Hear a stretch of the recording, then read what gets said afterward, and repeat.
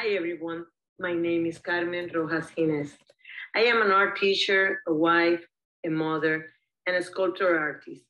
This past year, I had the great honor of creating the Student of the Month trophies for the amazing student Art for All. Today, we're going to talk about my inspiration as an artist, my artistic process, and the different mediums I use. We are also going to talk about what led me to Art for All and how I created the Student of the Month trophies.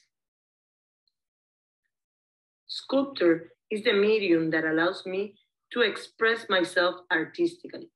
My work uses the triangle in several scales and different shapes depending on the angles to project movement. I seek to create balance, enhance space, depth, lines, and planes that represent the amplitude of vital events and images. My motivation behind choosing metal as my primary medium for creating art is the vision to transform the medium within itself, convert something that is simple and firm into a new beautiful creation. First, I start with the study of an idea to move into the design. I consider shapes, position, balance, and color. Then comes the creation of the sculpture, cutting the metal and welding it to produce the final work. Lastly, painting the piece and adding texture to have it ready to show. Respecting the medium, I keep in mind that I must wear the correct clothing. Be sure the equipment works well and have all the necessary tools accessible. There are different welding styles. The one that I prefer is stick welding or chilled metal arc welding.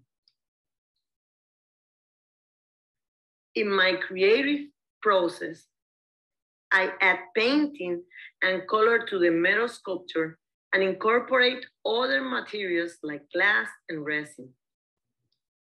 I infuse and reinforce these elements to the concept as a way to include depth and in a way reinforce the message of the piece.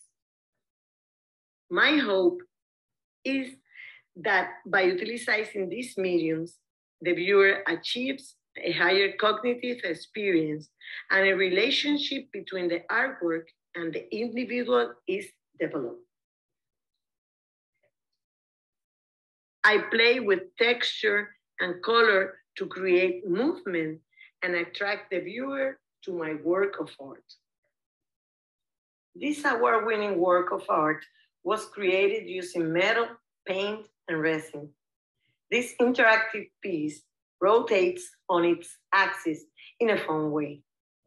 To make the centerpiece, I use resin, which is the same material I use in the Art for All trophies we will talk about next. I have worked as an art teacher for many years. When I was approached by Art for All, I loved the concept and the message behind this wonderful organization. I am a firm believer that art is life, and art education is vital for the development of children.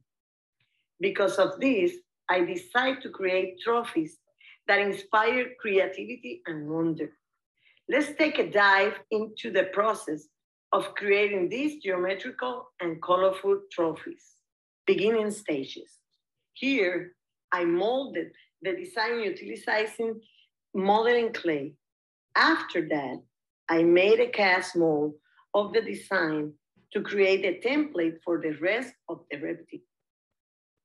Once we build the cast mold, I clean the surface to prepare it for pouring the resin to create a prototype. After pouring the resin, we let the piece cure for 12 hours. During this time, I planned which color I will be using after the prototype is completed. I also began designing a wooden base for the trophies that we will see later on. After the allotted time passes, we open the cast mold and demold the cured piece. This is a detailed picture of what the prototype looked like when I took it out of the cast mold. I am now ready to add the wooden base I talked about earlier and begin creating the rest of the repetitions. I sanded the resin prototype. I prepared the wooden base by grinding and staining to create the finished design. The first trophy was created. Now to add color. Now that the prototype is ready and I have something to base the next trophy of, I repeat the process with the cast mold we previously created. The only real difference is that this time I added epoxy resin colorant, the bright colors you see in the video shown. There are different colors that I play with for each trophy. I wanted to create bright, colorful pieces that will attract each of the wonderful student of the month. Here, we're taking the colored piece out of the cast mold.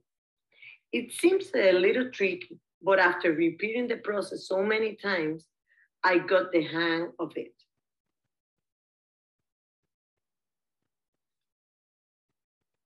This is the trophy right out of the cast mold after it has been cured. With each trophy, I sanded down the edges to make a smooth finish and include the beautiful stained wooden base. And we have the finished trophies. Thanks you all for sharing the experience with me. I hope you enjoy it.